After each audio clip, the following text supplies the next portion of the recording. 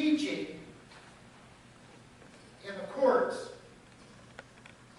and they're trying to trap him, they're trying to trick him so they bring charges against him. But how many of you fully realize what law the Pharisees were living under? The laws that they were enforcing, and the penalty for breaking any of the laws. So, I looked this up. The first commandment, you shall have no other gods before me. This is what got the Israelites in trouble when Jesus was up on the mountain getting the 10 Commandments. They built a false idol. You know what the penalty is for putting any other God before Jesus? You're condemned to death. You shall not make for yourself any carved images or any likeness of anything that is in heaven above, or that is in the earth below, or that is in the water under the earth. You shall not bow down to them nor serve them. For I am the Lord your God, am a jealous God, visiting the iniquities of the fathers on the children to the third and fourth generations of those who hate me, but by showing mercy to thousands, to those who love me and keep my commandments. God is saying we're supposed to love him. That's commandment number 2. That we are supposed to love him and keep his laws. You know what the penalty is if you don't do this? You're condemned to death by the Pharisees, the keepers of the law. Number 3, and more I thought about this at home. I don't need a show of hands when I ask these questions, but think about it. Think if you've ever been guilty of some of these. You shall not take the name of the Lord your God in vain. Okay, if we have, under the law of the Pharisees, we're condemned to death.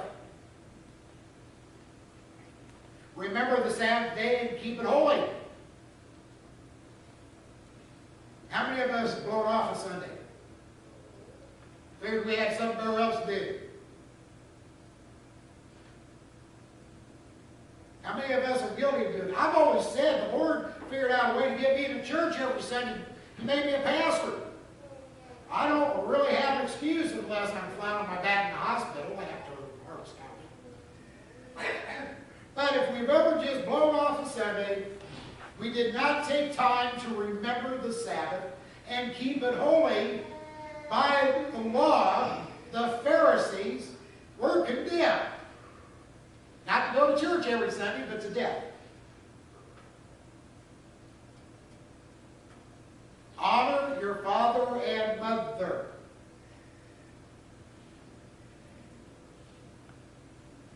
How many of us got missed on that one a few times? Yeah. And in the days of Moses and the days of Jesus, if you did not honor your father and mother, and you were brought in front of the Pharisees into the temple courts, and you were convicted of this, you're condemned to death.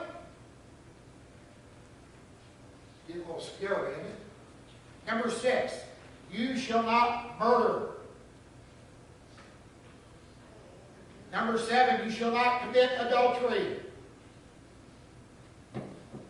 I love number 8. Thou shalt not steal.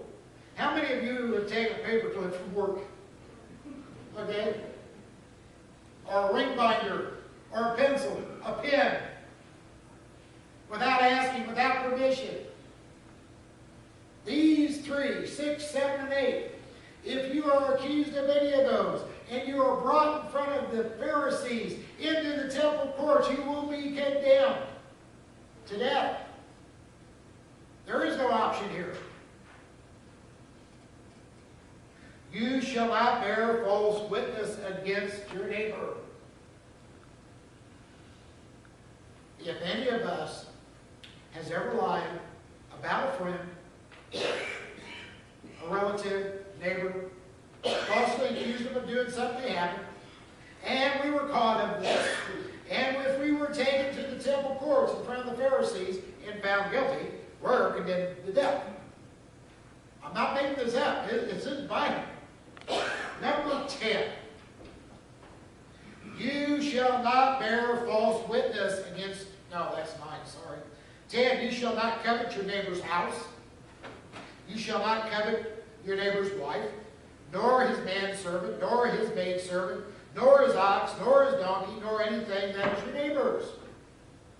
How many times a friend or relative got a new car or a nice house? Boy, you just wish you could get that. You wish you could figure out a way to have that. I drive a Volkswagen. I'm not worried about if somebody wants my Volkswagen. I'll give it to them. Okay?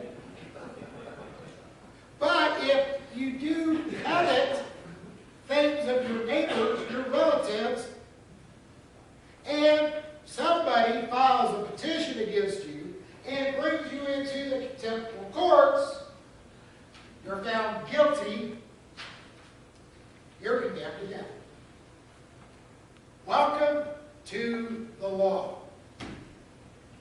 Now, Jesus, I love this, Jesus, Mount of Olives, did preach. He goes down and he goes to the temple courts. He's not preaching in the tabernacle. He ain't preaching in the church. He's preaching in the courts with all the Pharisees gathered around who know the law inside out, forward, backward, up, down, up, whatever the case may be. They know the law. And if you look at the law and the way the Pharisees interpret it, it's real easy.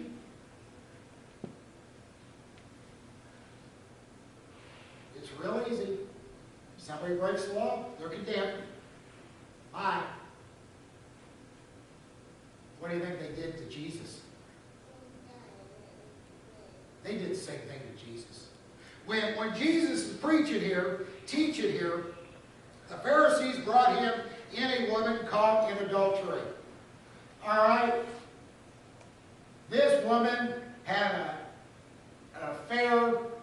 She was married. They found out about it. I don't know if the husband complained, mother-in-law complained, I don't know. But she was brought into the temple courts, was brought into the Pharisees. They were going to pass judgment.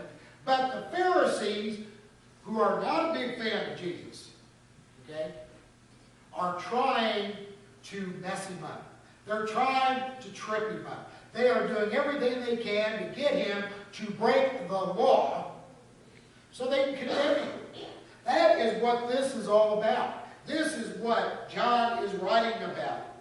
They even say, "Teacher, this woman has been caught in adultery.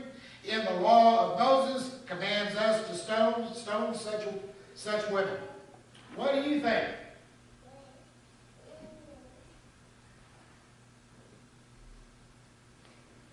What do you think? In fact, this just happened in Iran not too long ago. This happened in Iran not too long ago. A woman was accused of adultery. She was taken in front of the high tribunal. She was found guilty of adultery. They took her out and stoned her to death. This only happened about a week or two ago. Okay? I can speak for myself. I know a lot of people, if we're still under this law, wouldn't be here today. Okay?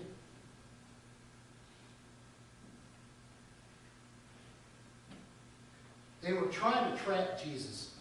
And I love this part. But Jesus bent down and started right on the ground with his finger. When they kept on questioning, he straightened up and said to them, "If any of you is without sin, let him be the first to throw a stone at her. I've always been told those who live in glass houses shouldn't throw stones or parties. He put it on them. He put it on their conscience. He flipped it. They were trying to trap him. Jesus said, what do you think? Are you without sin? If you're without sin, throw the first stone. We as a society, we have a problem to become judgmental. But we're not supposed to judge. We're supposed to love. We're supposed to forgive. We're supposed to reach out to the people. And when you sit back and you look at what this passage is saying, and after he made that comment, those who heard began to go away one at a time. Now, I think it's really fitting that John writes, the older ones left first. Why do you think the older ones left first? They've lived longer. They've probably done the vast majority of this stuff. They knew in their heart that they were probably just as guilty of breaking the law in another form, another way, as this woman is, that they want to take out, stone to death for adultery.